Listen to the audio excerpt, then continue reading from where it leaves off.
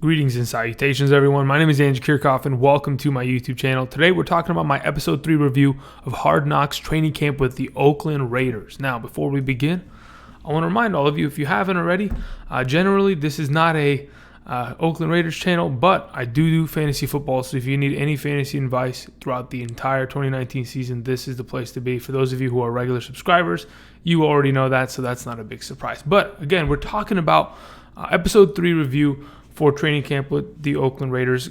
Good old Hard Knocks. Okay, so the number one thing that dominated this episode this week was Antonio Brown, and at an extremely high level. I think Antonio Brown's presence, it's extremely important for the future of this Raiders organization, but I think that the issues that have been surrounding him really dominated this episode, and it kind of brought it down to an extent. Now, there are definitely some high points in this episode, don't get me wrong, but I want to go ahead and let's talk about this Antonio Brown situation, because this is how it's been kind of presented to me over the last couple weeks, and this is exactly what I understand. So, obviously, they even mentioned it in the beginning of this episode. It almost began by addressing it, talking about Gruden had mentioned we already knew about the helmet issue since OTAs. So this has been a reoccurring thing for Antonio Brown.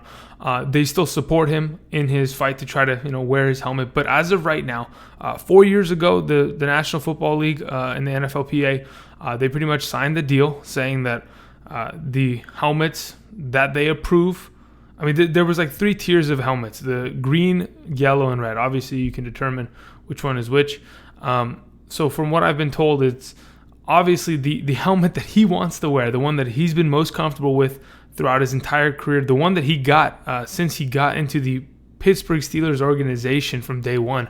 He's been wearing that. And obviously, Antonio Brown, if we go back a couple of years, we'll remember that Vontaze Burfict in the playoffs hit Antonio Brown pretty hard and knocked him out. So, he's not too shy of taking some damage there on his brain. But the helmet obviously has been deemed unsafe for the safety initiative of the National Football League. And going forward, he can't wear that helmet. Now, he's applied grievances against the NFL, and obviously he got declined the first time.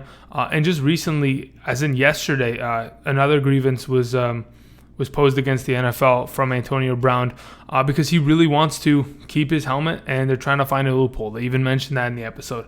But all in all, even today, prior to the episode airing, Antonio Brown was practicing for the Oakland Raiders, plain and simple. I mean, he had a new helmet on. So as of right now, all of this mumbo jumbo that is pretty much in this episode following AB, and the question marks surrounding him, they're no longer really question marks. The fact of the matter is that Antonio Brown will be playing Week 1. I have a very tough time believing that Antonio Brown is going to miss any significant time because of this helmet issue. I would rather him miss time, obviously, due to an injury. Hopefully he'd get healthy 100% and not force himself back too early. But I'm assuming that this helmet issue is not gonna prevent him from playing Week 1 against Denver. But all in all, AB's presence in the episode, a lot of it just had to do with him just addressing the noise, because there is a lot of it. I mean, I'm a part of this noise, right? Just having us talk about the subject itself, it continues to make it bigger than it really is.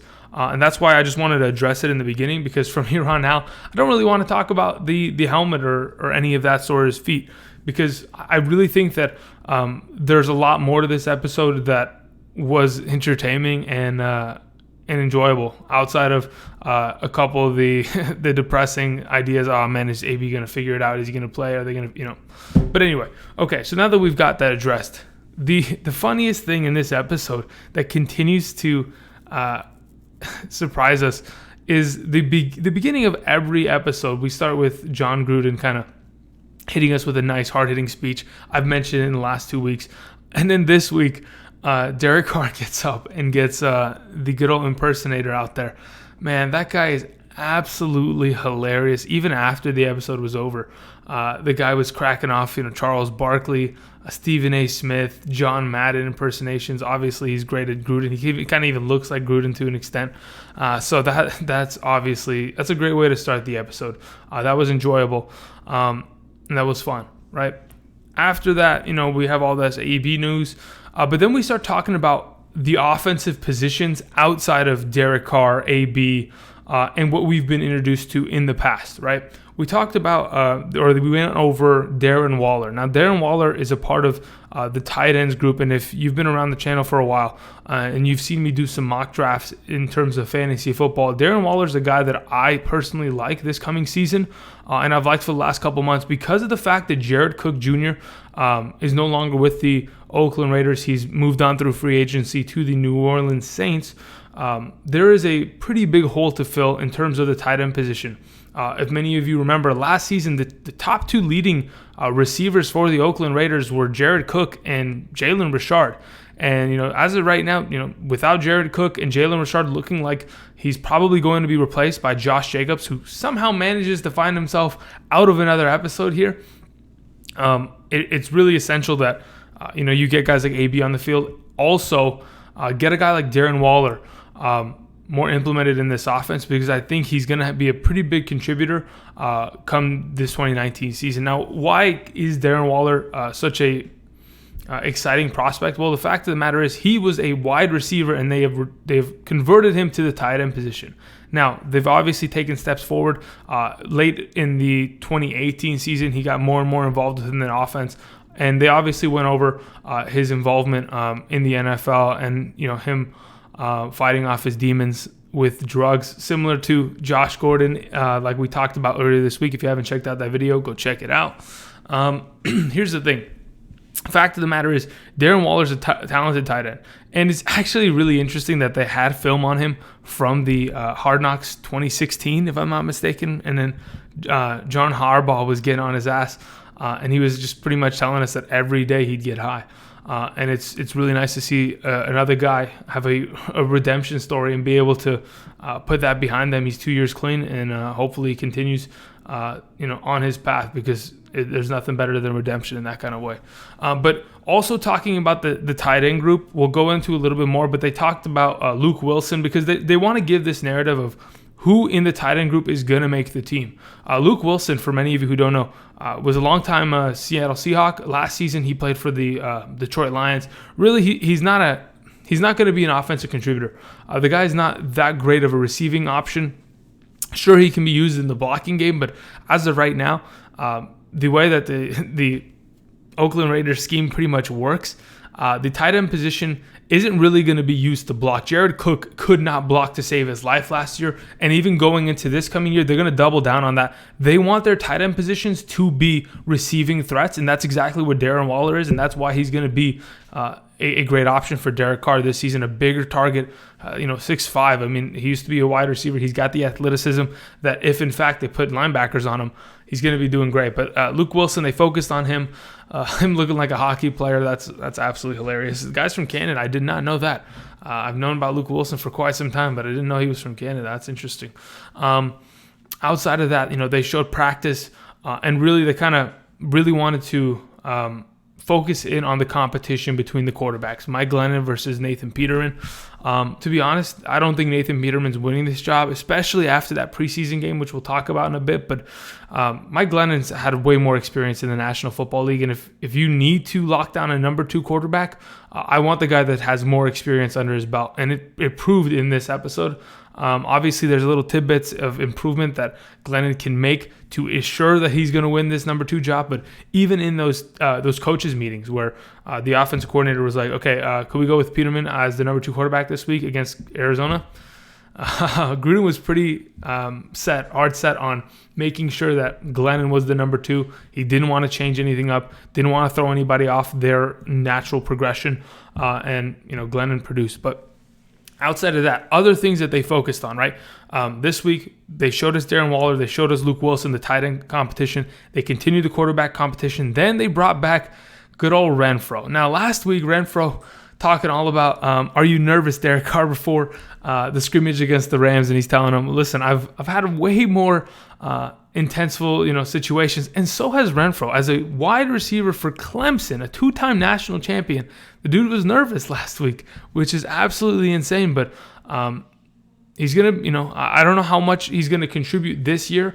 I think the wide receiver position for the Oakland Raiders with AB, Tyrell Williams already as the 1 and 2, maybe at the slot position, but they still got J.J. Nelson. They still have Ryan Grant. There's a lot of depth here at the wide receiver position for the Oakland Raiders. That's something they wanted to address this offseason. That's exactly what they did because that's where they mainly lacked. That's what forced Derek Carr to struggle a lot. Outside of, having to trade away Amari Cooper and Jordy Nelson being the number one wide receiver, at least, that's why he had to opt for Jared Cook and Jalen Richard for majority of last season. But Renfro, they showed him throughout practice. He's looking good. He's a guy that, the highlights they were showing of him, God, man, he is an extremely talented receiver. Another one of these skinny, small white dudes sitting at the slot position, tearing it up. And I love that. It's fantastic. But outside of those kind of practice, situations, a lot of this week had to do with their game against the Arizona Cardinals in Arizona when they began to prepare, like they always do, like the week prior. Who are we going up against this week? Well, we're going up against the number one quarterback, number one overall pick of the 2019 NFL Draft, the number one quarterback coming out of that draft class, Kyler Murray, making his home debut. What's going to happen, right? Now, a lot of it, man, let me tell you, that coaches meeting right there, that film session was probably one of the funniest things I have ever seen. They broke down the film where Cardale Jones rolls out left, fumbles on the sideline, and the Arizona Cardinals from the last week against the Chargers were taking it back to the house. And all of a sudden, you see the long snapper of the Chargers out on the field. Oh my God. I don't know how I have never seen that. Where was that on the internet? Was that completely lost? Was nobody else paying attention to that? Obviously, they had the end zone cam, but oh my God, that was the funniest thing I've seen. Imagine being a long snapper and thinking, okay, the play is over. You run out and you see 6 Arizona Cardinals defensive linebackers and safeties, defensive linemen running full speed at you. The guy dropped the ball. He was so damn scared. Gosh, that is so funny. That is, you can't write that. It's literally just amazing. I enjoy that a lot, as you can tell. But anyway, let's talk about this scrimmage or this preseason game, not a scrimmage, this preseason game against the Arizona Cardinals. Well, if you watched my preseason week 2 standouts from a couple days, or actually yesterday, in fact, man, it's been a while. Wow, it's been a long day. It's been a long day. But if you saw yesterday's episode, when I talked about the Raiders versus Cardinals, it was plain and simple. The Cardinals came out and they beat the crap out of that number one defense of the, the Raiders came out and they beat the number one defense of the Arizona Cardinals, plain and simple. Derek Carr drove down the field. Obviously, Josh Jacobs got himself some reps here and there. They never showed any highlights of that sort, but they got into the end zone very easily. The Arizona Cardinals defense, again, shows themselves as one of the worst in the NFL, which is unfortunate considering how much they went out and tried to improve it this offseason. Brought in Hicks, I think, from the Eagles. They brought in Terrell Suggs. They've made some adjustments on this defensive front, but nothing really made a difference because that Oakland offense, missing AB, still was able to go down easily and score and make a statement, which is exactly what you need and exactly what you need for Derek Carr going into the future in terms of confidence in building that. Outside of that, in this game, there was a number one game plan. Stop Kyler Murray, and boy, did they do it. The defense of the Raiders, they got after him, plain and simple. And when I reviewed it on the preseason standouts, it was just plain and simple blitzing the quarterback, never letting him get into a comfortable rhythm. That's exactly how you can force rookie quarterbacks to make giant mistakes. It's never letting them get into a rhythm, especially in an offense that wants to complete quick passes here and there and then slash you. As long as you can bring pressure off the edge and you can get to the opposing quarterback, perfect. And that's exactly what they did because that's where they struggled a lot last season. The Oakland Raiders, since losing Khalil Mack last season, really struggled in the department of pass rush. Obviously, they went and made some adjustments. They made some picks, got some free agents. They're blitzing opposing quarterbacks. That's exactly what you want to see. It's exactly how you disrupt opposing offenses and send a message to a guy like Kyler Murray, welcome to the NFL. This is where it's at, right? We're not even bringing it to you for 4 quarters, but we're going to hit you up for 1 quarter and show you how it feels a little bit. But all in all, as an entire team, Mike Glennon came in, performed well. The tight end competition was followed a lot in this game, whether it was Darren Waller making some plays here and there, Luke Wilson, and then Darren Carrier. Interestingly enough, the play or the spot in this entire episode that, in my opinion, is going to raise the average draft position of Darren Waller is when John Gruden looked down the sideline and said, "Where is Darren Waller? I have a perfect red zone, corner fade for you, a high point corner fade that Glennon's going to throw to you. Get in there." And then all of a sudden they're like, "Well, he's been pulled out of the game. The tight ends coach has the third stringer in, and obviously that easily, it was a perfect pass, easily would have went to Darren Waller, easily would have scored. But that's just to keep that in mind, because if he's a red zone threat, he's a guy that can catch 5+ touchdowns within this offense. He can definitely be a viable option in fantasy. I always got my fantasy brain on. Anyway, outside of that, the competition, or not even the competition, the argument, is it salmon or is it salmon? Good old Jonathan Abrams, man. I cannot believe that it still followed him, and it's going to throughout the entire season. That's why that entire first episode it completely followed him, and it was hilarious, and it continues to poke its head out here and there. A couple of jokes sliding by with the salmon. I'm telling you, it's salmon. Plain and simple. There's no argument about this. It's salmon. Thank you very much. Outside of that, we saw some AB. He was on the sideline. He was warming up prior to the game with Derek Carr, getting their rapport together, getting some chemistry as a duo during practice, pre-game warm-ups.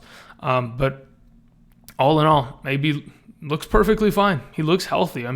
Even when he talked to Incognito in this episode on the sideline at practice, he's just, you gotta take off the bottom layer and continue to work through it. Try to callus up the bottom of your feet until it gets somewhat bearable.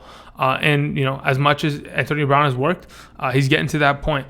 But he was on the sideline for majority of this game, trying to give everybody that Gatorade, that mix, that watermelon berry, the drip, so-called. But that's always fun. It's enjoyable. Outside of that, the Raiders, they're 2-0 in the preseason, which is always great. It's a great team morale booster. But really, they need to get past this Antonio Brown thing. The final, parts of this episode had Mike Mayock talking about, it's now or never. He either shows up and is with us, or you're all in or you're all out. We need you to decide. And, like I mentioned before, today, August 20th, 2019, he was at practice. He did have his, legal helmet there on. So hopefully we can get past this. We can get past this grievance that he recently sent out against the NFL. I think it was yesterday that they applied for that. I don't know where they're going to get with that, but as long as AB's on the field, that's exactly what we want to see. And also I want to be updated about some of the other players that they haven't gone over. Like, where is Josh Jacobs in this entire scheme? I understand, maybe he's not a talkative guy. Maybe he's just quiet to himself, and we're not going to focus on him. That's perfectly fine. But at least show me something, right? Show me some highlights. Show me some excitement out of him in practice. Give me a little taste of that backfield. I don't know where it's going to go. Is it going to go with a split between Josh Jacobs and then Jalen Richard working in the passing game, or are we going to have a full bell cow Josh Jacobs coming out of this backfield who's absolutely capable of doing so? But either way, all in all, enjoyable episode. Another fun one for Hard Knocks. I thought as long, I'm telling you, man, once we get past this AB news, it's all up. So pretty much for Raiders fans, we just have to just gotta wait. And as a fantasy football fan who loves pretty much any and all player and any and all teams, it's just good to see that, it's hard to not like the Raiders, plain and simple. They're an enjoyable team to be around. They're always exciting. They're always cheering each other on, and that fires me up going into the season. I'm ready for the 2019 season, but we're almost there. A couple more weeks, and we can start with that Thursday night football game between the Bears and the there's a spider crawling on my wall, and I need to kill it. So I got to end this episode soon. Between the Bears and the Packers, I'm going to look away, and this spider's going to be gone, and I'm going to lose my mind. But anyway, all in all, enjoyable episode. Another fun one. and it should be good going forward. And this Raiders team, they're growing on me. For sure. So anyway, thank you everybody for watching. If you haven't already, click that subscribe button for more reviews coming on in the coming weeks for the Oakland Raiders. The Spider's gone, I think. I'm losing my mind. And if you want fantasy football news, stay subscribed to the channel, join the community. Fantasy football news for the entirety of the 2019 fantasy football season. Thank you again for watching, and until next time, guys, I'll see you. Peace.